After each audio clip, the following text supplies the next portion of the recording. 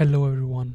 It's Faisal Gayoom, and today I want to talk about this paradox that students need experience to apply for jobs, and they need jobs when they want to get experience. So, and I am usually asked this question a lot from students, that how to come over this lack of experience point when applying for jobs, and how they can align themselves or prepare themselves better while they are studying or doing their masters in Germany, how to gain those critical experience points so that they do not feel when in the job market that they have this deficiency in their profiles. And this is what I primarily want to talk about today. um, it the discussion starts with this question about where do you want to end. So primarily there are two directions that you can go after your masters. Either you can go towards academia or you can go towards industry. If you want to go towards academia, the skill set or the experience or the expertise or the background required to be a successful candidate in that is completely different from, or mostly different from, what you require when you want to, for example, focus on industry. And from my experience, when I hear from my experience, I hear from a lot of students that they want to go into industry, and that is what I will focus my talk. That is what I focus. That is what I will focus my talk on today. And if I generally explain the topic, that is how to prepare for the job market, how to get the desired skills or experience during your master studies, so you are well prepared and you are well aligned to get a nice position that you aspire for when you finish your studies, right, in industry. Okay. Once you think about this, so once you align yourself that, okay, I want to go in towards industry, then you would automatically know at which point of the studies I am right now, right? So you will see that, for example, I am just starting my studies, or I have past one or two semesters, or I am almost at the end of the studies, or I'm just doing my thesis, and how much time do I have left, right? And then you will, for example, see that you will already have some ideas about where do you want to end up. So which industry do you want to join, which sector or which position or which kind of job you want to work on. These are the questions that you have to ask yourself, and you have to answer yourself before going to the next step.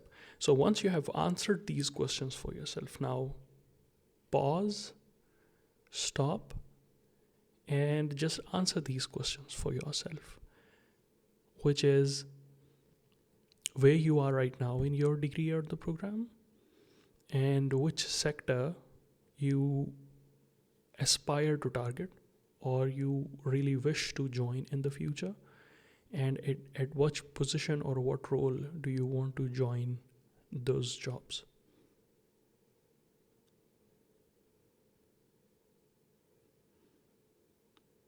Okay, so maybe you found some time, or you can pause and you can still try to answer these questions for yourself. Once you have once you have answered these questions, then we can go to the next step, which is position yourself appropriately and start learning the skill sets you will need in the future, right? Seems easy, and we will break this down into steps of how you can actually do that, right? So if you have already answered your questions on which industrial sector you want to join, where you are in your career right now, and which positions you want to focus on, the next thing is relatively easier. So what I will suggest is that focus on all the available digital platforms where you can create your profile. For example, in Germany, there are several digital platforms: LinkedIn, Indeed, Zing, and Glassdoor, and there might be many more.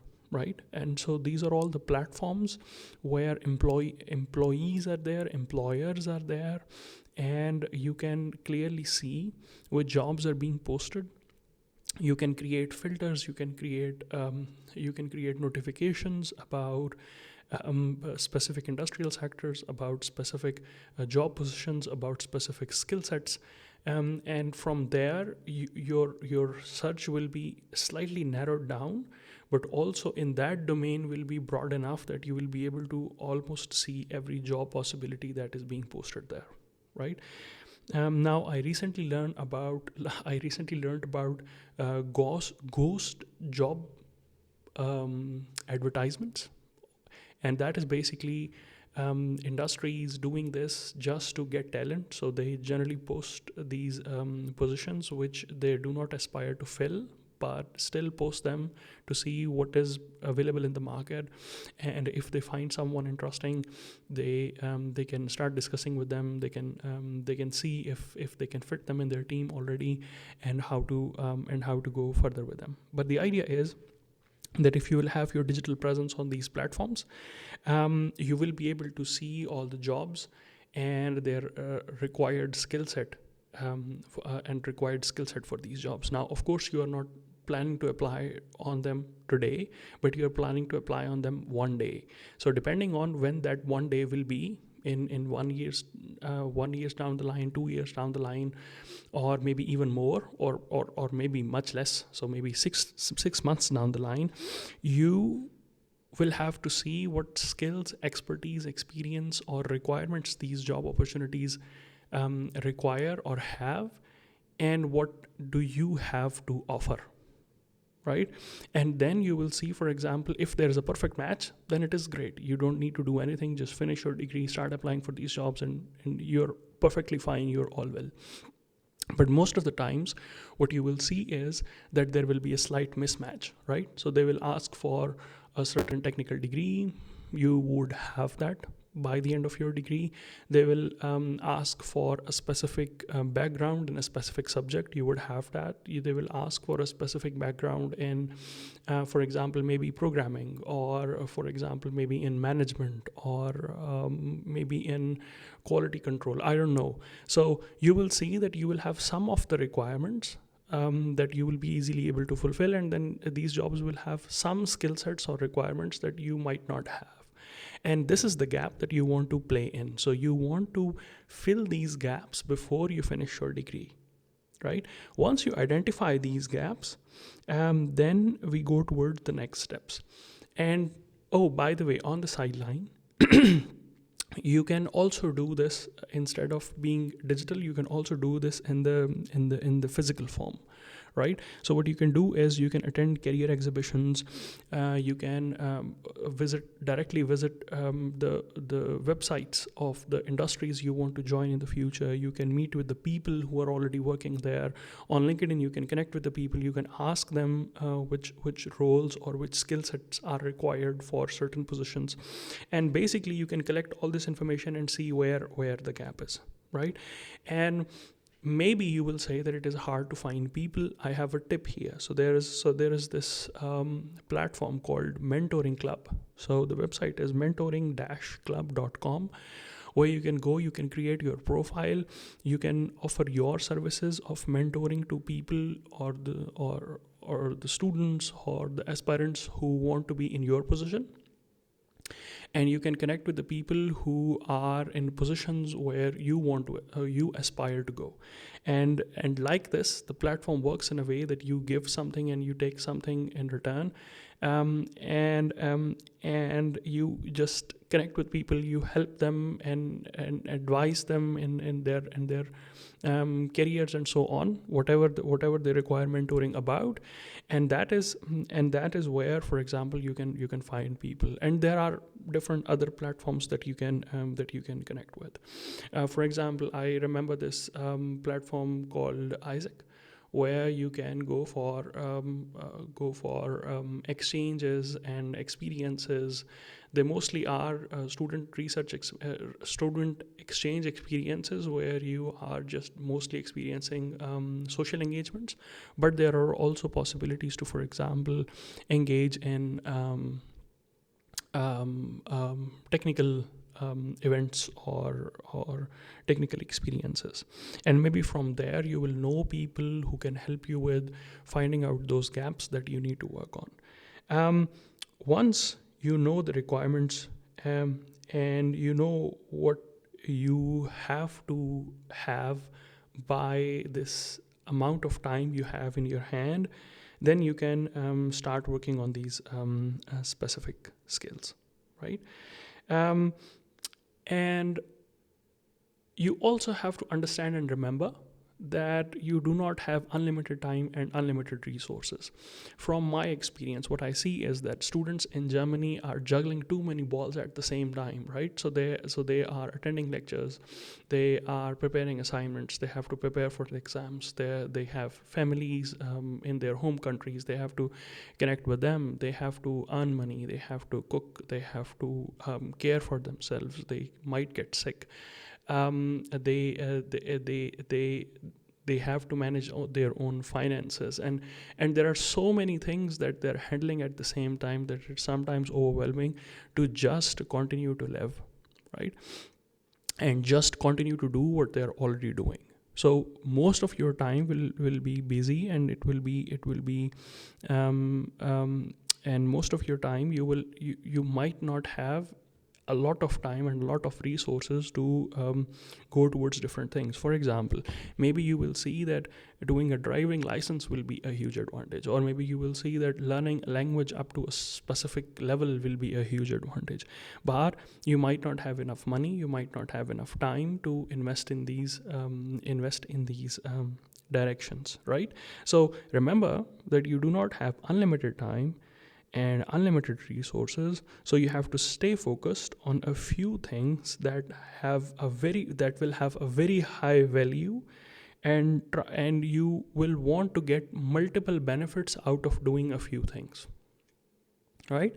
For example, if you want to learn a language, you will be learning a language, and also, for example, maybe helping others learn the language and maybe earning money by teaching them how to do that.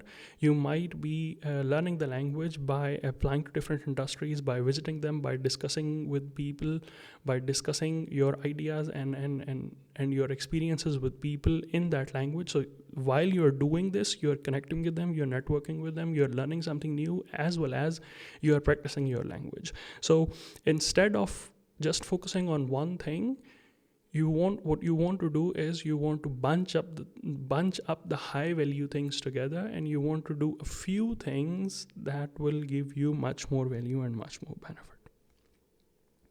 Okay.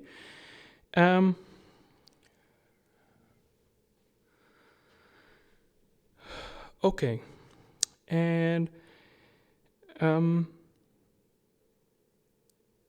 once you have, for example, this idea or concept, and you already are, for example, focusing on certain things, then we can talk about different possibilities in which you can focus on, and get some more practical experience, so to say, to more specifically. And what I always suggest is that if you want to get practical experience, if you really want to go into the industry, and if you really want to meet people there and see things happening and learn from there, the best idea or the best advice that I can give is start small, right? So it is much easier for industry to commit something if it does not have a huge cost associated with it. So it is much easier to ask an industry or a platform or a person to, for example, for a one-day visit or for a 30 minutes meeting, rather than directly asking them for an internship opportunity or a master thesis opportunity or something like this, right? So what I always suggest is start very small, look around, see what will be super easy, what is closest, what is simplest, what is least energy requiring. Start from there. Ask them. For example, I have an industry that is very close to my home, that is within the sector that I was focusing in, and although it is not very big, although it is not very successful, but I can easily manage it with my studies. I will not have to travel anywhere. I can be very flexible with visiting them. It is much less energy consuming. I can visit them whenever they will give me an appointment, right? So what I will do is I will ask them for 1 day visit. So I want to come and see what you work on every day. Most of the industries have a public relations office. So what they will do is they will hand you over to them. They will give you an appointment. You will go there. You will visit their industry.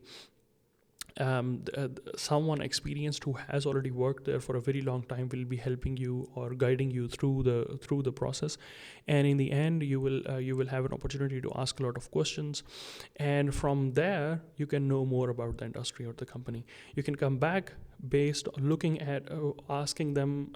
You can, for example, ask them the questions of what are their challenges, what are their future 5-10 years goals, and what are the major issues or the challenges in the process line, what costs them a lot of money, where the biggest waste is, and things like this.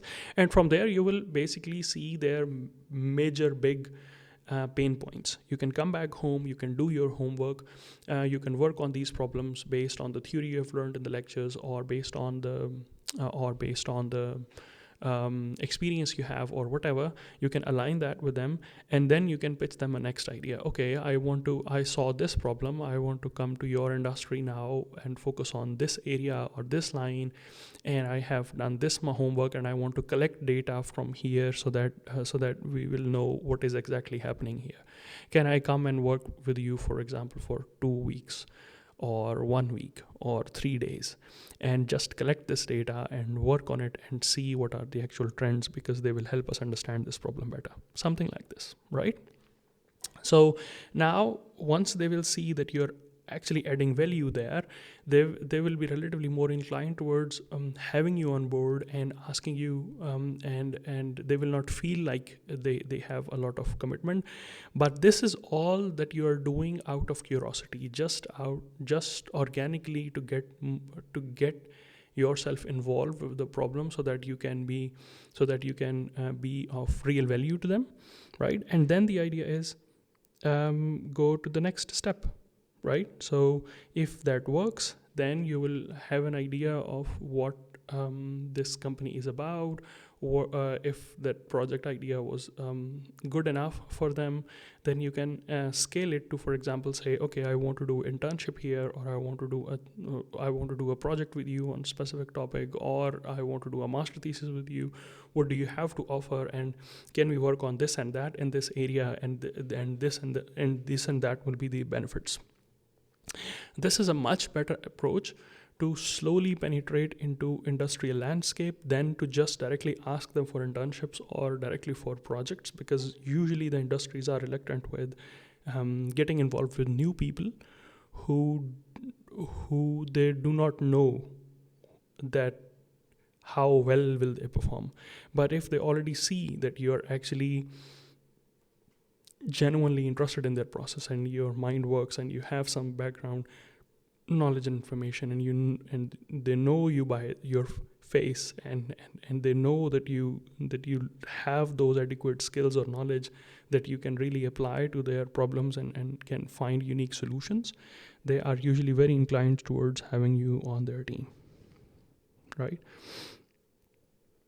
The idea that you have to understand is that you do your homework and make their work easier by bringing new ideas onto the table.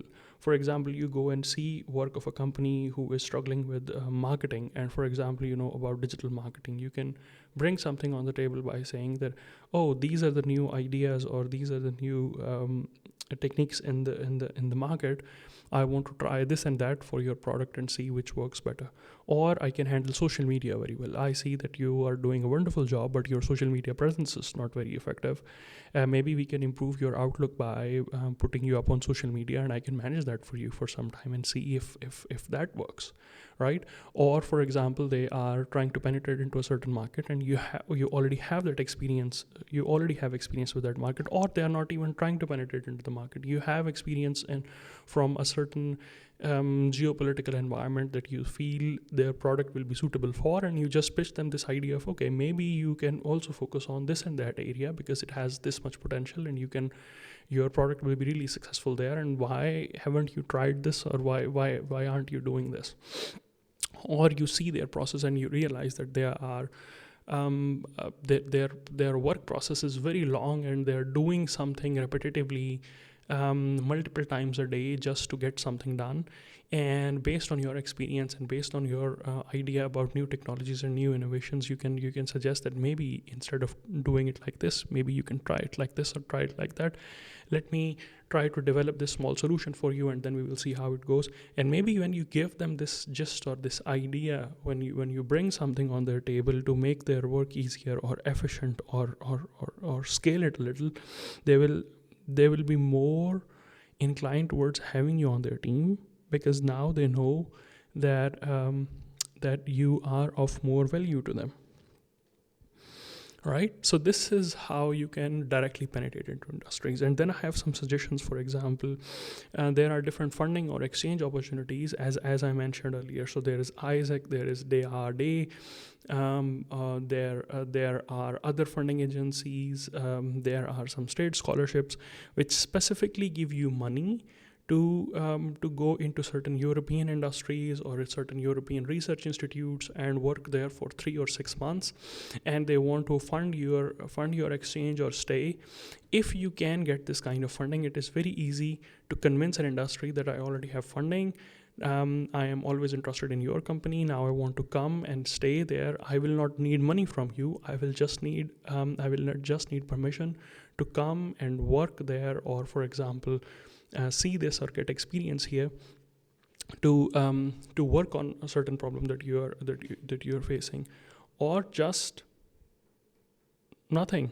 So I'm just there as a normal attorney, and I will want you to tell me what should I do every day, right? So in most of the cases, when you already have your own funding from a certain funding source or a certain exchange opportunity, many industries are inclined towards having you, because then it does not cost them a lot to have you on board, and then they can easily see if you fit with their culture or their environment. And most of the times, if you perform well, they will want you to come on board, because they're always looking for good people, right?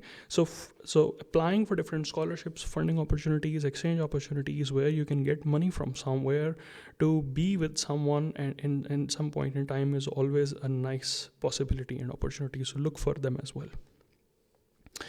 Then there are several competitions, exhibitions, and events happening in Germany. And I will specifically say competitions, which are now the industries are facing several bigger challenges. For example, they want to tackle climate change, they want to tackle energy efficiency, they want to tackle easy mobility, they want to tackle gender gaps. So they are struggling with tackling a lot of issues, and they have no idea how to do that. So instead of investing a lot in having people on board and letting them work on it, what they do is they announce public global events where a lot of students can come participate, brainstorm on their data sheets, and then provide them with the solutions on maybe you can do this and maybe you can do that.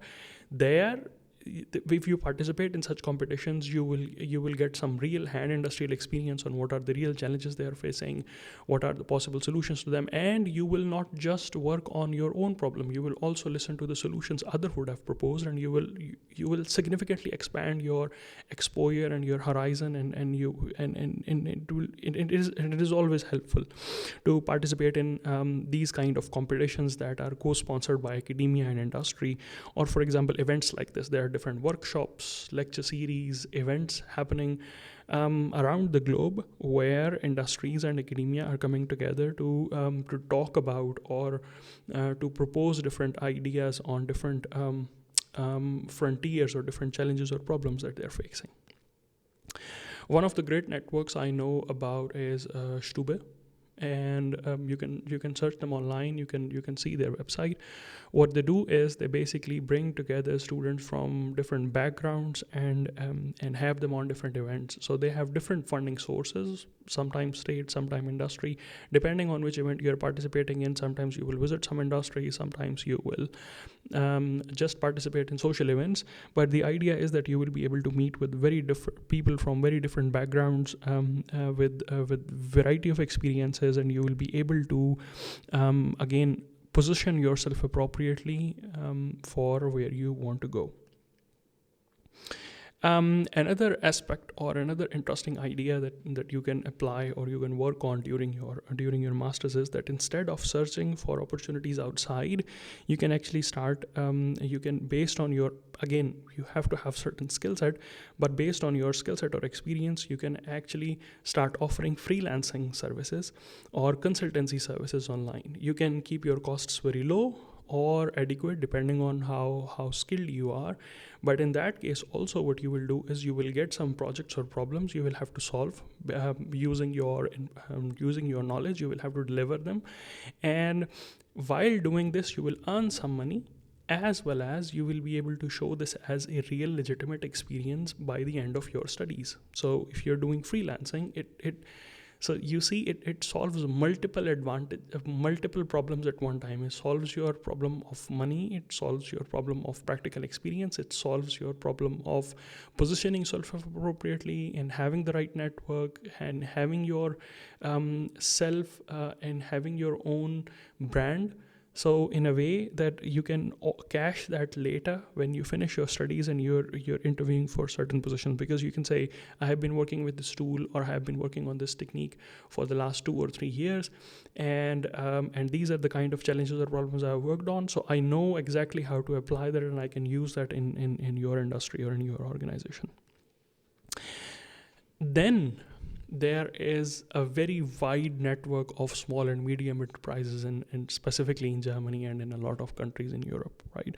So what you will see is that there are a lot of industries spread across the landscape, and all you have to do is just look at the yellow pages or just open up the maps and see what are the local industries available, the local industries present around, and just plan to visit them, talk with the people, because the hierarchy is relatively very small, so you can easily reach the person who is actually in charge, who can actually easily make decisions, and you can talk to them about the gaps you want to fill, the experience you want to have, the skill set you have, and then how you can contribute to them. Because they will be local, you can travel easily, you can communicate them with easily, and the idea is that you can start small and then slowly scale it up to the bigger opportunities, or for example with the same people but on different levels. Then what I see is that the younger generation is more informed about the digital tools, for example social media, for example artificial intelligence, for example marketing, for example automation and control, for example automating the work processes. But the older generation that is currently working in the industries is usually not very much familiar with them, and therefore cannot apply them on their processes. But if you learn these digital skills, which you can relatively easily do them, you can apply them on the already existing industrial processes when you will be visiting them or talking to them, as well as you will be able to use these skills when you will be in your job in reality in the future. And investing in yourself, in learning or applying these digital skills, is always a good idea.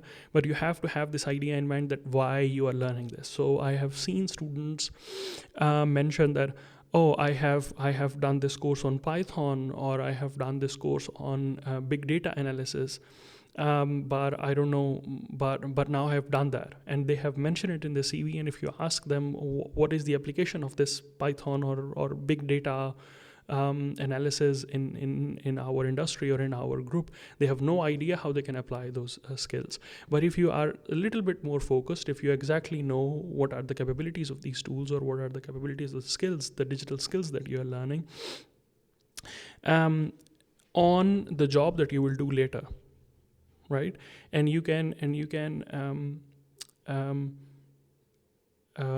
align it with the position or the people that you want to work with. It is a very nice win-win situation. For example, if you learn about digital marketing, no matter if you're working in engineering, right? If you will always have to do work, you will always have to sell your products, you will always have to sell your skills up, yourself up. You are a brand yourself.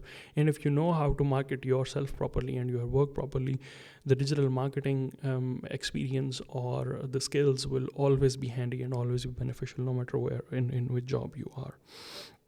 While we are talking about this, you can actually actively use social media to get more traction, to raise your voice, to openly talk about your aspirations, your skills you have learned, the applications of these tools and skills, and where you actually want to go and what you actually want to do. So use social media actively if you and be very open and very clear about where you are, where you want to go, because it is a very nice tool to connect with the people that you will be working with in the future, right? So this is also something that you can very easily do while you're studying. And the last things that I want to focus on is getting feedback, right? So getting feedback from your peers, your colleagues, your network that you talk to, and also getting feedback from yourself, right? So remember that in the beginning we talked about you looking at different job opportunities or talking to people about different jobs and what are the skill sets they require, right? So you will not just do that in the beginning, you will do that throughout your study period. And what I suggest is that you once you learn specific skill sets, then you go back, you look at the jobs again, you look at the notifications or the filters that you have applied, and you compare where you stand today as compared to where you should stand by the end of your degree. And slowly you will start getting this feedback on, okay, I have checked most of the boxes, and now I think I'm ready for the job market, or maybe this is remaining or that is remaining. So then focus your energies on learning that specific goal and going in that specific direction, right? So having feedback or knowing where you are now and where you want to go in the future is very important, and not just once in your studies but multiple times throughout that period. And hopefully with this loop closed, you will be able to focus and channel your limited resources and energies on areas which will actually help you build your profile and go in the direction that you really want to go. And this is I think most of the things that you can do to have more chances of getting into German job market when you finish your degree, and prepare and align yourself well with that market while you are studying, right? I hope this overview and this discussion was interesting, and I hope that it helps you navigate through this very difficult terrain of shifting to a new country, of working hard to just get life go, and then on top of that do all these things, so later you get most out of your hard work that you put in. So yeah, thank you so much. And if you have any questions or if you have any comments, just put them below or write them to me at faisalqayyum.com. And yeah, we can always talk about them. So thank you so much, and bye.